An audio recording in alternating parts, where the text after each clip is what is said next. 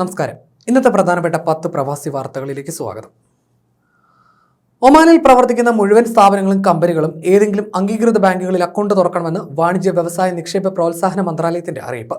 രാജകീയ ഉത്തരവ് പ്രകാരവും മന്ത്രിതല ഉത്തരവ് പ്രകാരവും സ്ഥാപനങ്ങൾക്ക് ബാങ്ക് അക്കൗണ്ടുകൾ നിർബന്ധമാണ്. രഹസ്യ വ്യാപാരം തടയുന്നതിന്റെ ഭാഗമായിട്ടാണ് ബാങ്ക് അക്കൗണ്ടുകൾ വഴിയുള്ള ഇടപാടുകൾ നിർബന്ധമാക്കിയിരിക്കുന്നത്. സൗദി അറേബ്യയിലേക്കുള്ള എല്ലാ തൊഴിൽ വിസകളുടെയും സ്റ്റാമ്പിങ്ങിന് വിരലടയാളം നിർബന്ധമാക്കുന്നത് 10 ദിവസം കൂടി നീട്ടി. പുതിയ തീരുമാനം നടപ്പാക്കുന്നതിന് ജനുവരി 26 വരെ സാവകാശം അനുവദിച്ചതായി ചൊവ്വാഴ്ച മുംബൈയിലെ സൗദി കോൺസുലേറ്റ് ഇന്ത്യൻ ട്രാവൽ ഏജൻസികളെ നേരിട്ട് അറിയിച്ചിരുന്നു.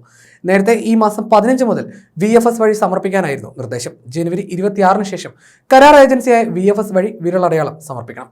മലപ്പുറം സ്വദേശി ദുബായിൽ വാഹനാപകടത്തിൽ മരിച്ചു. ചുങ്കത്തറ ചൂരക്കണ്ടിയിലെ നടുക്കെപ്പറമ്പിൽ സോമരാജന്റെ സാവിത്രിയുടെയും മകൻ അനിലാണ് മരിച്ചത്. അനിൽ ദുബായിൽ വാഹനാപകടത്തിൽ മരിച്ചുവെന്നാണ് ബന്ധുക്കൾക്ക് വിവരം ലഭിച്ചത്. ഇന്നലെയാണ് വീട്ടുകാർക്ക് ഈ വിവരം ലഭിച്ചത്. സൗദിയിൽ ചെറിയ പെരുന്നാൾ, ബലിപെരുന്നാൾ അവധികളിൽ മാറ്റം വരുത്തി. ഇന്നലെ റിയാദിൽ സൽമാൻ രാജാവിന്റെ അധ്യക്ഷതയിൽ ചേർന്ന മന്ത്രിസഭാ യോഗമാണ് സർക്കാർ തലത്തിലുള്ള ഈദുൽ ഫിത്തർ, ഈദുൽ അദ്ഹ ഔദ്യോഗിക അവധി പരമാവധി 5 ദിവസങ്ങളായി ചുരുക്കി ഭേദഗതി വരുത്തിയത്. അബുദാബി കൊമേഴ്സ്യൽ ബാങ്കിന് രാജ്യത്തെ ബാങ്കിംഗ് പ്രവർത്തനം നടത്താൻ അനുമതി നൽകാനും മന്ത്രിസഭ തീരുമാനിച്ചു. കാമുകിയെ കഴുത്തറത്ത് കൊലപ്പെടുത്തിയ കേസിൽ അറബ് യുവാവിന് വധശിക്ഷ. ദുബായ് ക്രിമിനൽ കോടതിയാണ് വധശിക്ഷ വിധിച്ചിരിക്കുന്നത്. 2020 ജൂലൈയിൽ നടന്ന കൊലപാതക കേസിലാണ് കോടതി കഴിഞ്ഞ ദിവസം വിധി പറഞ്ഞത്. മറ്റൊരാളുമായുള്ള ബന്ധത്തെ തുടർന്ന് താനുമായുള്ള സ്നേഹബന്ധം ഉപേക്ഷിച്ചതിന്റെ വൈരാഗ്യത്തിലാണ് യുവാവ് കാമുകിയെ കൊലപ്പെടുത്തിയതെന്നും അന്വേഷണത്തിൽ കണ്ടെത്തിയിരുന്നു. റീ എൻട്രി വിസ കാലാവധി അവസാനിച്ച പ്രവാസികൾക്ക് സൗദിയിലേക്ക് പ്രവേശിക്കാൻ അനുമതി. പുറത്തുപോയി വിസ കാലാവധിക്കുള്ളിൽ രാജ്യത്ത് തിരികെ പ്രവേശിക്കാത്ത വിദേശ തൊഴിലാളികൾക്ക് ഇതുവരെ 3 വർഷത്തെ പ്രവേശന വിലക്കാണ് ഉണ്ടായിരുന്നത്. ഇതാണ് ഇപ്പോൾ നീക്കിയിരിക്കുന്നത്. ചൊവ്വാഴ്ച മുതൽ ഇത് പ്രാബല്യത്തിൽ വന്നു. അൽബദാനാണ് ഇക്കാര്യം റിപ്പോർട്ട് ചെയ്തിരിക്കുന്നത്. ഒമാനിൽ ഇന്ത്യൻ സ്കൂൾസ് ബോർഡ് ഓഫ് ഡയറക്ടേഴ്സിന് കീഴിലെ ഇന്ത്യൻ സ്കൂളുകളിലേക്കുള്ള അടുത്ത അധ്യയന വർഷത്തെ പ്രവേശന നടപടികൾ ഈ മാസം 21 ആരംഭിക്കും. തലസ്ഥാനത്തെയും പരിസരങ്ങളിലെയും 7 ഇന്ത്യൻ സ്കൂളുകളിലേക്കുള്ള അഡ്മിഷനാണ് ഓൺലൈൻ രജിസ്ട്രേഷനിലൂടെ നടക്കുക. KG മുതൽ 9ാം ക്ലാസ് വരെയുള്ള പ്രവേശനത്തിനാണ് online registration.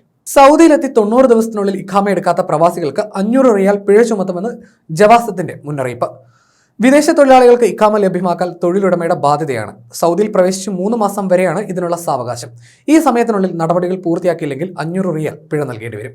കുവൈത്തിലെ Indian പ്രവാസികൾക്കായി Indian embassy സംഘടിപ്പിക്കുന്ന ഓപ്പൺ ഹൗസ് ഈ മാസം 24 നടക്കും. ജലീബ് അൽ ഷുയൂഖ് ICAC ഹാളിലാണ് അടുത്ത ഓപ്പൺ ഹൗസ്. രാവിലെ 11 ആരംഭിക്കും. 10:30 മുതൽ രജിസ്റ്റർ ചെയ്യാം.